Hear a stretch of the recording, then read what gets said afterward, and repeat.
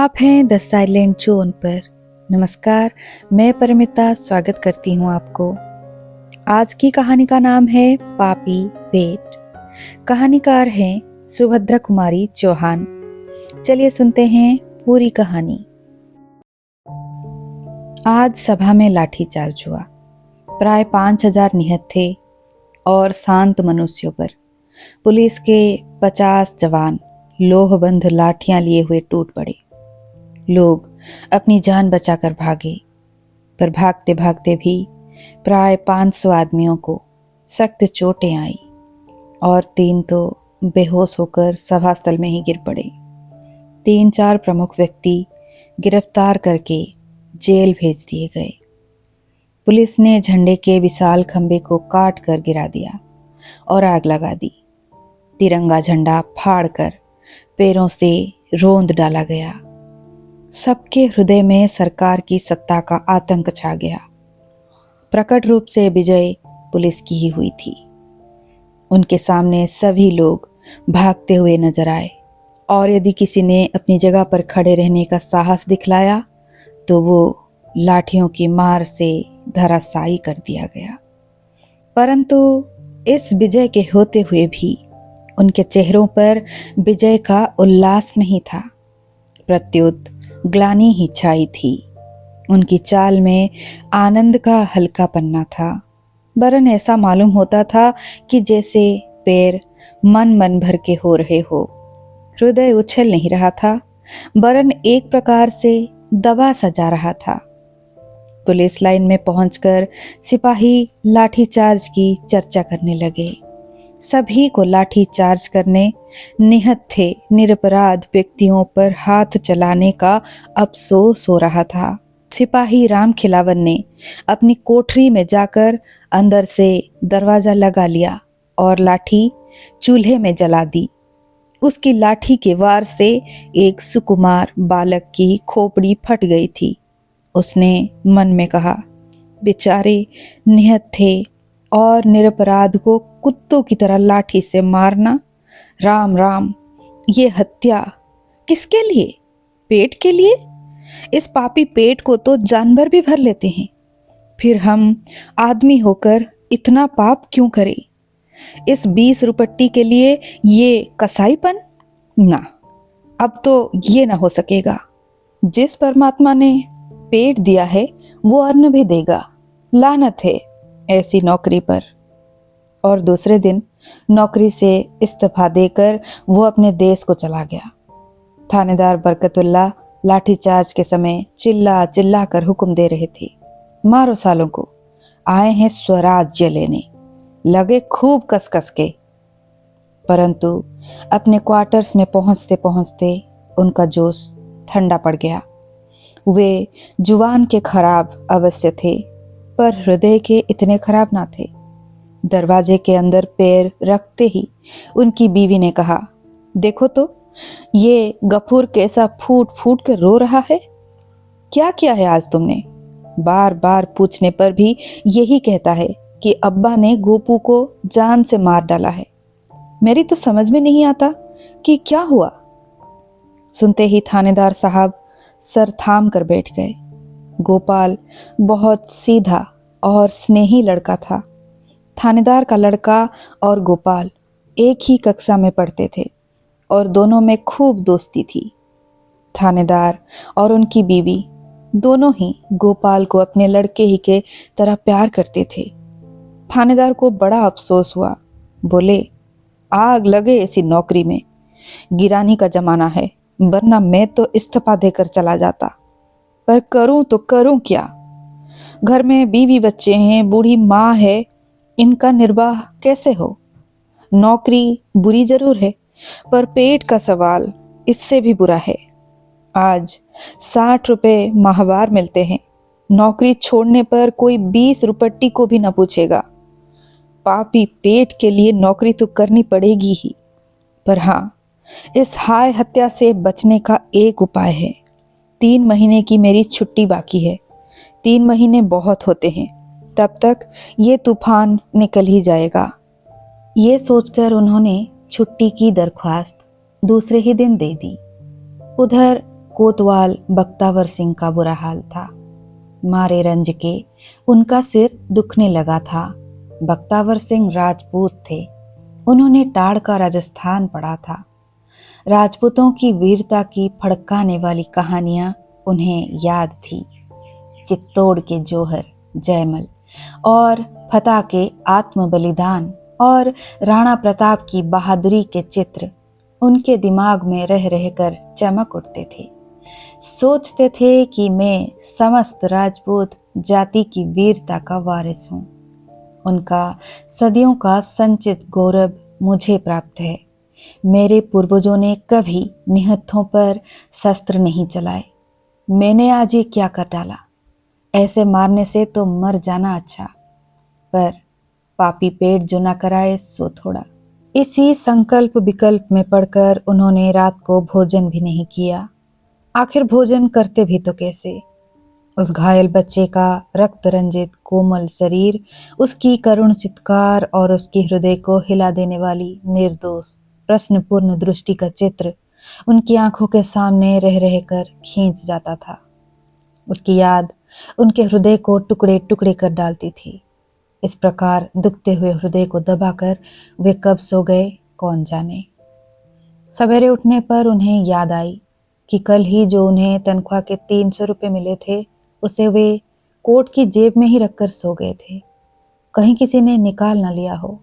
इस ख्याल से झटपट उन्होंने कोट की जेब में हाथ डाला और नोट निकाल कर गिनने लगे। एक एक करके गिने। 100 के 3 नोट थे।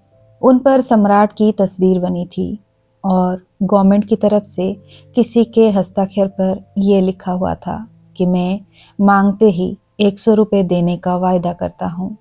रुक्का इंदुल तबल प्रीमेसरी नोट, मांगते ही 100 रुपये। इसी प्रकार 1, 2, 3, एक ही महीने में 300, एक वर्ष में 3600, 3600, 30 वर्ष में 1,08,000। हर साल तरक्की मिलेगी। फिर 30 साल के बाद पेंशन और ऊपर से। इसी उधेड़बुन में थे कि इतने ही में टेलीफोन की घंटी बजी। वो चट से टेलीफोन के पास गए, बोले हेलो। उधर से आवाज आई, डीएसपी आप कौन हैं? उन्होंने कहा शहर कोतवाल। शहर कोतवाल का अधिकारपूर्ण शब्द उनके कानों में गूंज गया। उधर से फिर आवाज आई, अच्छा तो कोतवाल साहब, आज 11 बजे जेल के भीतर कल के गिरफ्तार शुदा कैदियों का मुकदमा होगा। उसमें आपकी गवाही होगी। आप ठीक 11 बजे जेल पहुंच जाइए। कोतवाल साहब ने कहा, बहुत अच्छा। अब कोतवाल साहब अपने दफ्तर के काम में लग गए। ऑफिस पहुंचते ही उनका रोज की ही तरह कुड़कुड़ाना शुरू हो गया। कोतवाली में काम बहुत रहता है। बड़ा शहर है। दिन भर काम करते करते पिसे जाते हैं। एड़ी चोटी का पसीना एक हो जाता है। खाने तक की फुर्सत नहीं मिलती।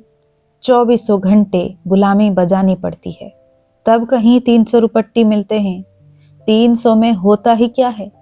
आजकल तो 500 से कम में कोई इज्जतदार आदमी रह भी नहीं सकता।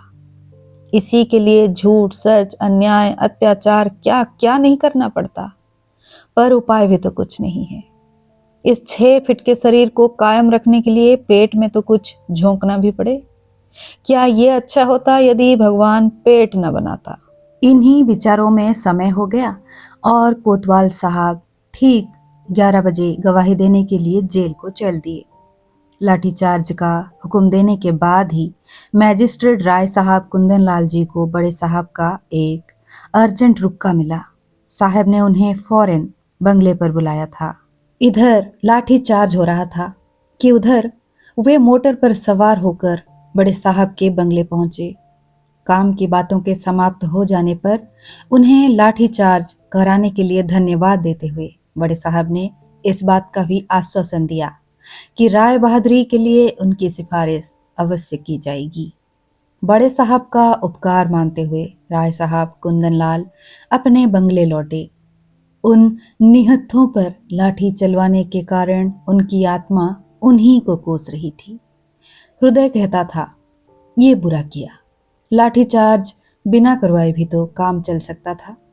आखिर सभा हो ही जाती तो अमन में क्या खलल पड़ जाता। वे लोग सभा में किसी से मारपीट करने तो आए नहीं थे। फिर मैंने ही उल्टे लाठी से पिटवा कर कौन सा भला काम कर डाला। किंतु दिमाग ने उसी समय रोक कर कहा, यहां भले बुरे का सवाल नहीं है। तुमने तो अपना कर्तव्य पालन किया है। स्वयं भगवान कृष्ण ने कर्तव्य के लिए निकट संबंधियों तक को मारने का उपदेश अर्जुन को दिया था। फिर तुम्हारा कर्तव्य क्या है? अपने अफसर की आज्ञा का पालन करना। आतंक जमाने के लिए लाठीचार्ज कराने का तुम्हें हुक्म था। तुम सरकार का नमक खाते हो, उसकी आज्ञा का उल्लंघन नहीं कर सकते। आज्ञा मिलने पर उचित अनुचित का विचार करने की जरूरत ही नहीं। स्वयं धर्म नीति के ज्ञाता पितामह भीष्म ने दुर्योधन का नमक खाने के ही कारण अर्जुन का पक्ष सत्य होते हुए भी दुर्योधन का ही साथ दिया था। इसी कारण तुम्हें भी अपना कर्तव्य करना चाहिए, नतीजा बुरा हो चाहे भला। पर फिर उनके हृदय ने कांटा। न जाने कितने निरपराधियों के सिर फूटे होंगे। दिमाग ने कहा, फूटने दो। जब तक सरकार की नौकरी करते हो तब तक तुम्हें उसकी आज्ञा का पालन करना ही पड़ेगा। और यदि आज्ञा का पालन नहीं कर सकते हो तो ईमानदारी इसी में है कि नौकरी छोड़ दो। माना कि आखिर ये लोग स्वराज्य के लिए ही झगड़ रहे हैं। उनका काम परमार्थ का है, सभी के भले के लिए है। पर क्या किया जाए? नौकरी छोड़ दी जाए तो इस पापी पेट के लिए भी तो कुछ चाहिए। हमारे मन में क्या देश प्रेम नहीं है? पर खाली पेट देश प्रेम नहीं हो सकता। आज नौकरी छोड़ दे तो क्या स्वराज्य वाले मुझे 600 रुपए दे देंगे? हमारे पीछे भी तो गृहस्थी लगी है, बाल बच्चों का पेट तो पालना ही होगा। इसी प्रकार सोचते हुए वे अपने बंगले पर पहुंचे। घर पहुंचने पर मालूम हुआ कि पत्नी अस्पताल गई है। लाठी कांड में लड़के का सिर फट गया है। उनका कलेजा बड़े बेग से धड़क उठा। उनका एक ही लड़का था। तुरंत ही मोटर बढ़ाई अस्पताल जा पहुंचे। देखा कि उनकी पत्नी गोपू को गोद में लिए बैठी आंसू बहा रही है। गोपू के सिर में पट्टी बंधी है और उसकी आंखें बंद है। उन्हें देखते ही पत्नी ने पीड़ा और तिरस्कार के स्वर में कहा, ये है तुम्हारे लाठी चार्ज का नतीजा। उसका गला रुंध गया और आंसू भी बेग से बह चले। राय साहब कुंदनलाल के मुंह से एक शब्द भी ना निकला। इतने ही में डॉक्टर आकर उन्हें सांत्वना देते हुए कहा, कोई खतरे की बात नहीं है। घाव गहरा जरूर है, पर इससे भी गहरे गहरे घाव अच्छे हो जाते हैं। आप चिंता न कीजिए। राय साहब ने पत्नी से पूछा, आखिर तुमने इसे वहां जाने ही क्यों दिया? पत्नी ने कहा, तो मुझसे पूछ कर ही तो वहां गया था ना। रात भर गोपू बेहोश रहा और दूसरे दिन भी बेहोशी दूर न हुई। दूसरे दिन 11 बजे दिन से जेल में मुकदमा होने वाला था, परंतु न्यायाधीश ठीक समय पर ना पहुंच सके। आज उन्हें एक मामले में जो 3 महीने से उनकी अदालत में चल रहा था, सजा सुनानी थी। मामला था एक 13 साल की बालिका को बेचने के लिए भगा ले जाने का। जुर्म साबित हो चुका था। न्यायाधीश के द्वारा उसे 6 महीने की सख्त कैद की सजा दी गई थी। फैसला सुनाकर न्यायाधीश महाशय जेल आए। कोतवाल और राय साहब कुंदनलाल की गवाही हो जाने पर अभियुक्तों में से एक को 2 साल की सख्त कैद और 2000 जुर्माना, दूसरे को 1.5 साल की सख्त कैद और 1500 जुर्माना, तीसरे को 1 साल की सख्त कैद और 500 रुपये जुर्माना की सजा दे दी गई। अभियुक्तों ने मुकदमे में किसी प्रकार का भाग नहीं लिया और न पैसे ही बढ़वाई। इसीलिए मुकदमा करीब 1 घंटे में ही समाप्त हो गया। तीनों अभियुक्त प्रतिष्ठित सज्जन थे और राय साहब की जान पहचान के थे। मुकदमा खत्म हो जाने पर राय साहब ने उनसे माफी मांगते हुए कहा, क्षमा करना भाई, इस पापी पेट के कारण लाचार हैं, वरना क्या हमारे दिल में देश प्रेम नहीं है? ये कहकर उन्होंने अपने आत्मा को कुछ संतोष दे डाला और जल्दी जल्दी अस्पताल आए। गोपू की हालत और भी ज्यादा खराब हो गई थी। उसकी नाड़ी क्षीण पड़ती जाती थी। राय साहब के पहुंचने पर उसने पहली ही बार आंखें खोली। उसके मुंह पर हल्की सी मुस्कुराहट थी। धीमी आवाज से उसने कहा, वंदे मां। मां की ध्वनि नहीं निकल पाई। मां के साथ ही उसका मुंह खुला रह गया और आंखें सदा के लिए बंद हो गई। उसकी माता चीख मार मार कर लाश पर गिर पड़ी। राय साहब के शून्य हृदय में बार बार प्रश्न उठ रहा था, ये सब किसके लिए? और मस्तिष्क से प्रतिध्वनि उसका उत्तर दे रही थी, पापी पेट के लिए। इसी के साथ कहानी समाप्त हुई। दोस्तों, आप सुन रहे थे सुभद्रा कुमारी चौहान जी की कहानी पापी पेट। कहानी के बारे में अपने विचार हमारे साथ जरूर साझा करिए। हम फिर मिलेंगे एक और नई कहानी के साथ। मुझे दीजिए विदाई और आप बने रहिए द साइलेंट जोन पर। धन्यवाद।